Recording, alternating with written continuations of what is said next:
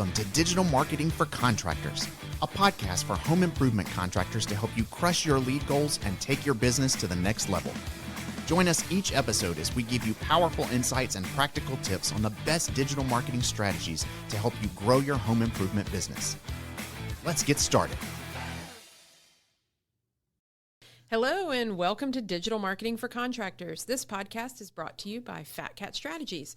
We are a full-service digital marketing agency based in Raleigh, North Carolina, and we specialize in working with home improvement contractors just like you to grow your business.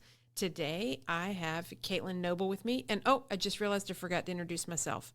I am Janet. I am the founder and managing partner here at Fat Cat, and I'm so happy today that Caitlin, my business partner, is here with me. Caitlin, what up? What are we talking about today? Hey, y'all. It's Caitlin. I am the head of client services here at Fat Cat. Love chatting up with Janet on all these amazing topics. Today is a really important one, and I just want to be as honest as I can. We are going to be talking about 2025 SEO trends. Janet, did you know that Google made 5,000 changes to their search algorithm this year alone? 2024. This year, yeah, in 2024. And this year, I feel 5, like I 000. felt it in my soul, but I didn't know the number. I know my soul was kind of crushed by it a little bit. A few times, yeah. I know my spirit was dinged and damaged, but I didn't know the number. I mean, the way and we're going to talk about this, but the way I searched as just an average searching human being trying to find answers on the internet changed. That experience changed dramatically. At least 5,000 times known. Yeah. Holy crap. So I'm prefacing all of that by saying, wait, 5,000. Let's just sit on that for a second. It's a lot. So we all use the internet every day. There's 365 days in a year. That's how many times in a day? I don't know. I'm going to pull up a calculator. This will be fun. And Janet's going to do this research. We're going to lose listeners right now while I do math. But I'm telling you this, and I'm going to give you trends for 2025, but 13 changes a day. 13 changes a day. These trends are pretty darn solid. I can't see them changing, but just know that 2025 is a new year, and the what could change. So take all of this. I think it's good advice. Just also know 13 changes a day could still be happening. Or 5,000 changes. We don't know that they came 13 a day to the search engine algorithm. Let's dive in. What are some of these trends? We're super excited to work with our clients on... Hold on, I'm going to backtrack because we got excited talking about 5,000. What are we talking about today? SEO 2025 trends. SEO trends. Yes, I'm just being as clear. Cartoon anvil on the head, obvious as I can be. Absolutely. And we've already started to implement a lot of this strategy for our clients right now in 2024. Something you should be thinking about, whether it's 2025 and you're listening to this or it's 2024, please make sure you are implementing these recommendations now to help with your organic presence. So I'm going to list off like the big picture trends that we see for 2025, and then we're going to come back and drill into each one. So the first one is AI and machine learning. Wolf. Nobody is going to be surprised to hear that we're talking about AI. Probably needs its own episode. Yeah, it probably does need its own episode, and I'm sure it'll get multiple episodes in 2025 from us and other digital marketers.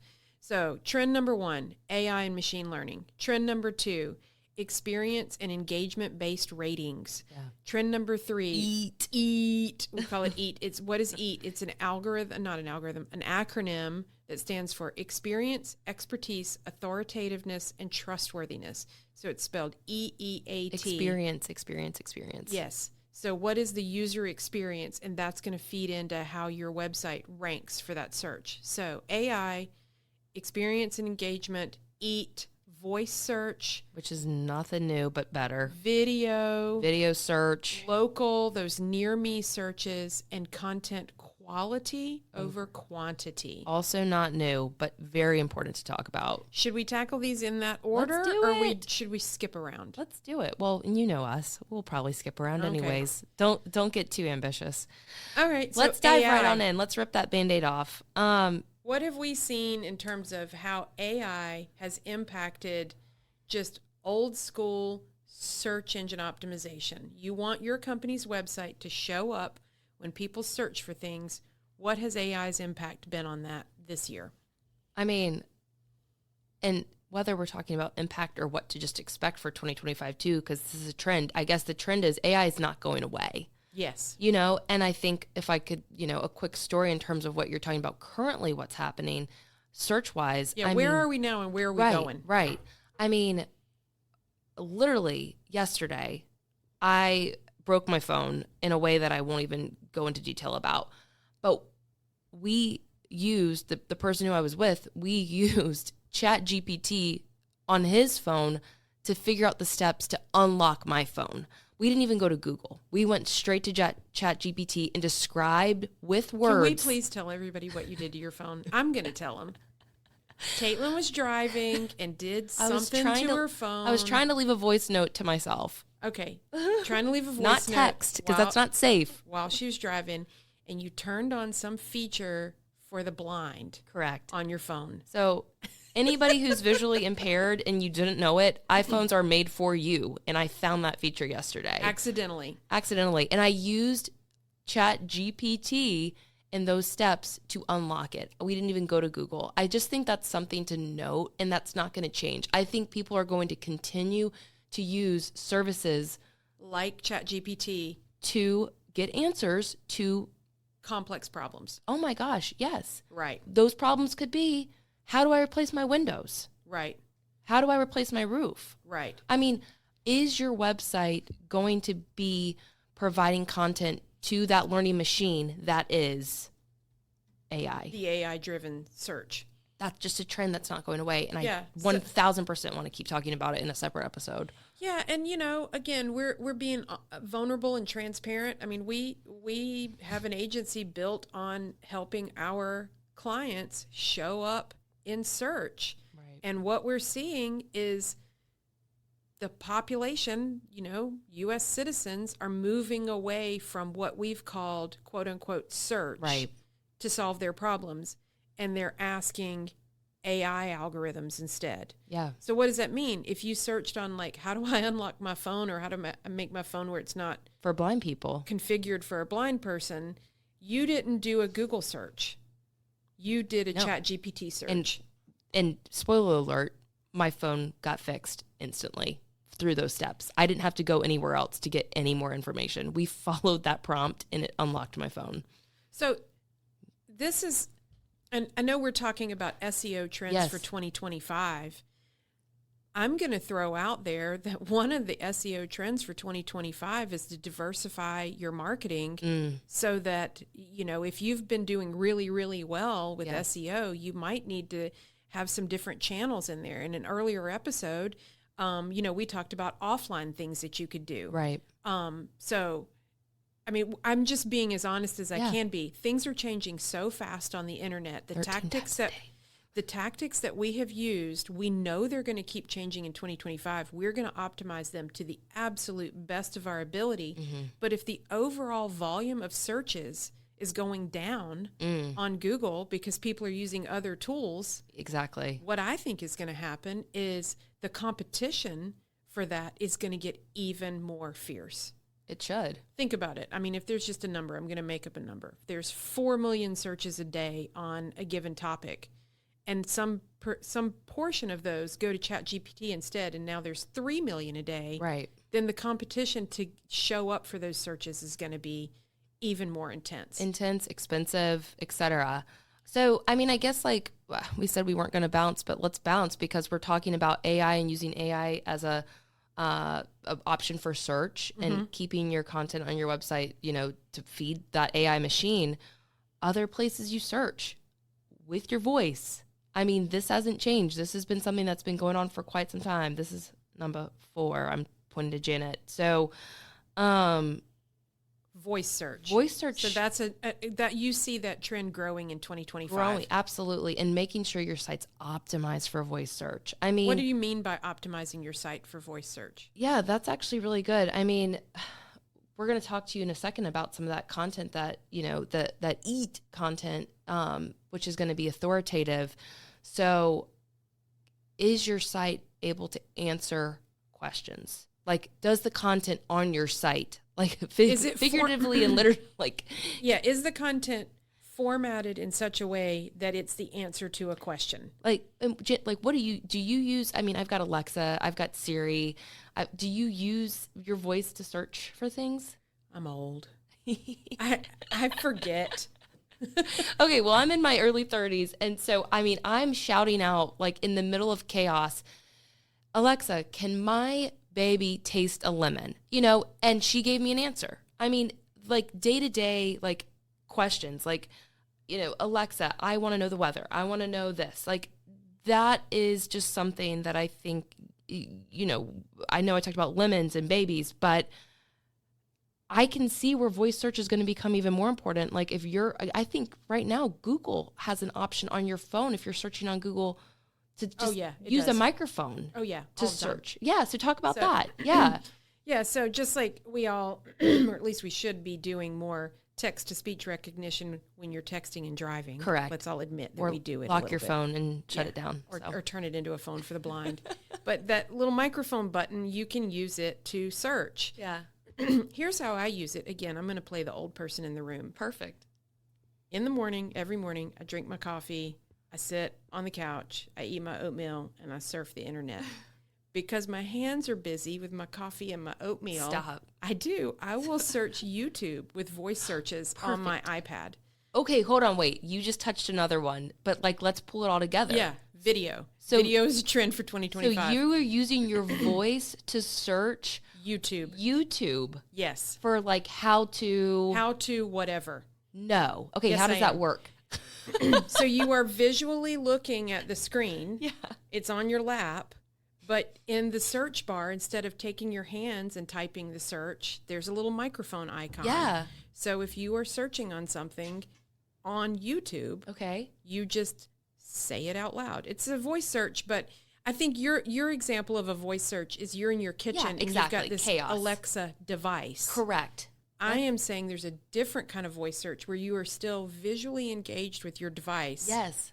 But you just click the button and say it rather than typing it into your iPad. So that's got to be important. Yeah. I mean, so and that kind of brings us full circle back to SEO. You don't have to be doing it on YouTube. You could be doing it on Google. Right. You're sitting on the couch. You've got your iPad.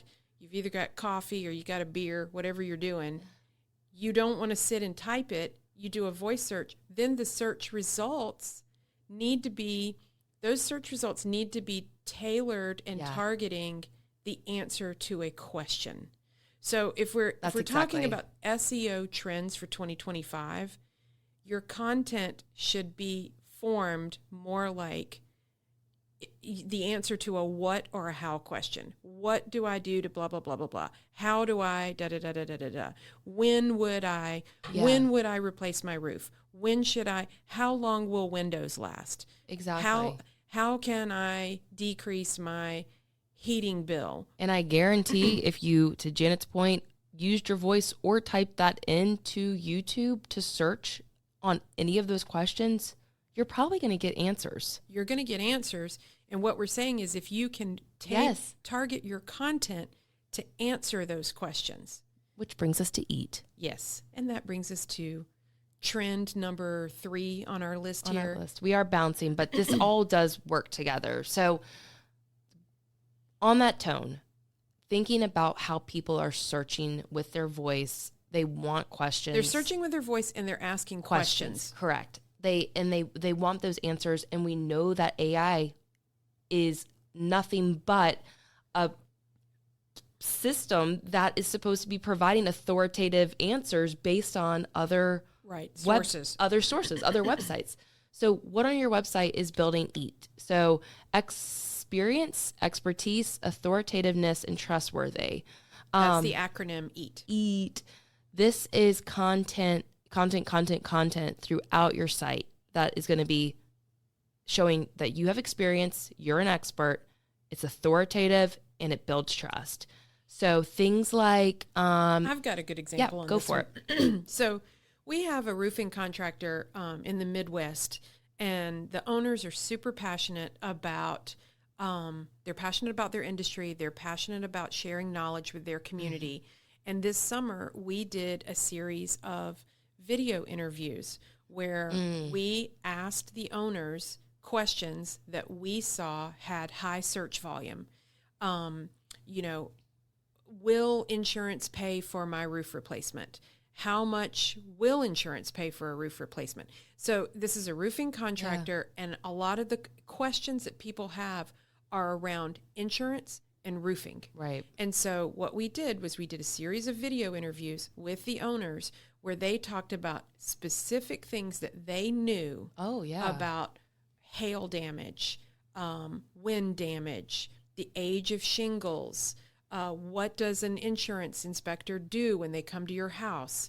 All of this to create content. All of this was, the entire exercise was designed to hit that EAT. Yes. Experience, expertise, authoritativeness, and trustworthiness. Yes. So, you know, and this is not BS. No. These are real roofers that have spent years perfecting their craft.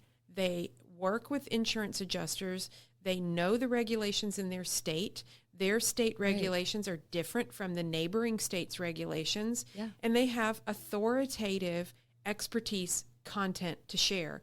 But what we did as an agency was we helped them package that in a question and answer format. I love it. So, you know, we would ask a question and then they would answer it. And so now we have this EAT, this acronym EAT, this expert content from an expertise source that is a trustworthy source. And Google sees that as EAT content because of the way it was packaged. And the trustworthiness, the way we are sending those signals to Google is we have created these bio pages. That's right. For the owners. So like, you know, Mr. X is the owner of this roofing company. He's been in business for X number of years. He has these certifications. Credentials, yes. These are his credentials. This is what he does in the community. This is his, you know, passion. Like this is passion. This is what he does with the Chamber of Commerce. Right. This is what he does with the Home Builders Association. This, right. So all of that is saying you can believe this this guy is telling you about what to do after a hailstorm because he's an expert and you can trust him. So that is a huge Google trend. Loves that. Google loves that. And this whole idea of EAT kind of brings all of these trends from 2025 together. Yeah. Because if you're packaging your expertise as an answer to a common question, you're going to hit that voice search. You're going to hit that trustworthy. If you do it as a video, you can show up as a video search. Huge. You're going to help with experience and engagement on your website. Definitely. I think another one that we mentioned at the very end, this also helps with, Janet, is the content quality over quantity. Right. Because, I mean, and challenge your agency right now, or if you're writing the content yourself, if it doesn't sound like it's authoritative and it's coming from an expert, challenge it, push back. The days of repeatable location-based pages that are just small and short, like a small, short content, that doesn't work. And don't get me wrong, we've been a part of that game. We were totally a part of that game.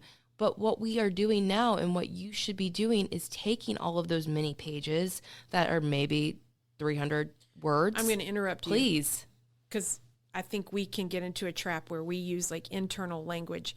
Thank you. I'm going to explain to the listener what Story of Caitlin's my life. talking about with location-based pages. I am sure you've seen them. Thank you. Your agency has told you you need service area pages. So let's say you're in Atlanta. Yep. You're going to have a page targeting Marietta, targeting Cobb County, targeting Smyrna. Buckhead, whatever. Right. You're going to have a section on your website that is page after page after page after page. And the formula is insert town name, insert thing you sell. Windows. Roofing in Smyrna. Bathroom remodeling. Bathrooms in Cobb County. You know, Right. Those are what Caitlin is talking about, location Thank you. pages. For years, Google rewarded us by publishing dozens and dozens of those short location-based pages. And what we are saying is going to happen in 2025 is we think they're going to be... It's already happening. Yeah. We're going to have to adjust our tactics to send better signals to Google about the products that you offer in the locations that you're targeting. So combine all those pages if they already exist on your site. Combine them into If one. you've got 300 of them, what should a listener do? Yeah, if you've got 300 pages on Atlanta bathroom remodeling and all the different neighborhoods and all the neighborhoods of Atlanta, make one big page about Atlanta bathroom remodeling and call it a day. And call it a day. I wouldn't say like delete those other pages, maybe put them in draft mode. Again, challenge your agency to do that, you know. So would you combine them all in one metro? I mean, would. we're sitting here in Raleigh, North Carolina. Yeah. Let's debate this. As citizens of Raleigh, we refer to North Raleigh almost like it's another town. Right. Would you have like one big North Raleigh page and a Raleigh page? Or would you just have one Raleigh page? I'm thinking what this trend is pointing towards is it'd be one big Raleigh-Durham page. Oh.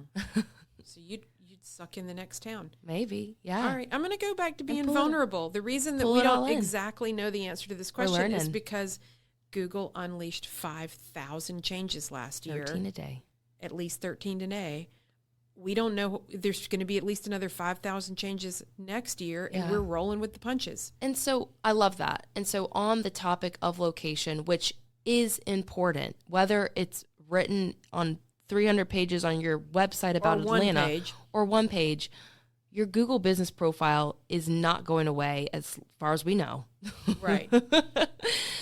As of November 22nd, 2024, Google business profiles still exist. And locations are important for that profile to exist as well. Right. So something that I like to encourage our contractors to do is if your customers are comfortable with it, mention a location in their review. That's going to continue to help near me searches on Google with your Google business profile. So, hey, I really am so grateful for this company. They just replaced my siding in Raleigh, North Carolina. You don't have to give your neighborhood. Yeah. That's going to help.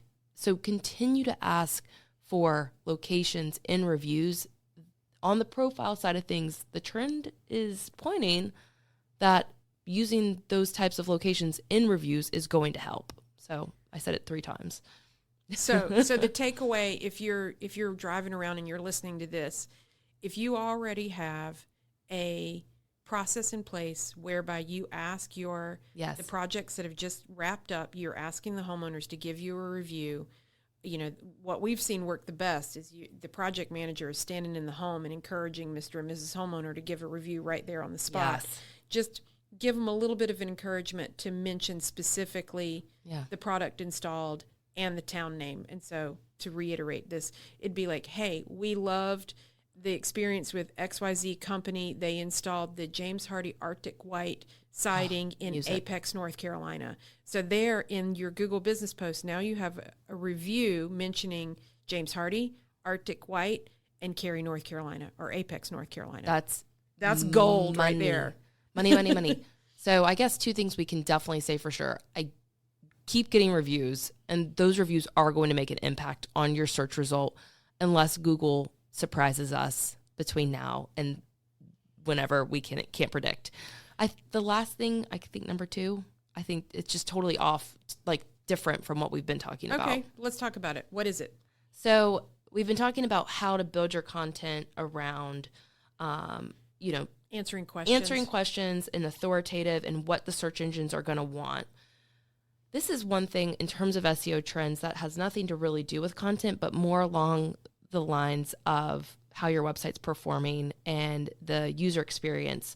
So I think something that we've, that's again, not totally new, but is not going to go away either, is make sure your site loads quickly. Make sure it's mobile friendly. I mean, this is not new, but still so important. And keep back to the content that is engaging. I learned a term today, dwell time. Like, it's different from bounce rate. What are you saying? Dwell? Dwell. You're dwelling. Dwell. What is dwell time? Dwell time is when somebody, here's the test. So bounce rate, I can tell you quickly. You know, somebody hits your site and just bounces right off of it. Dwell time is the time that somebody spends on your site and then leaves and goes back to the search engine page because they did not find what they were looking for. I think it's called dwell time because they just are dwelling. They're kind of looking like, does this search result solve my problem? Does it answer my question?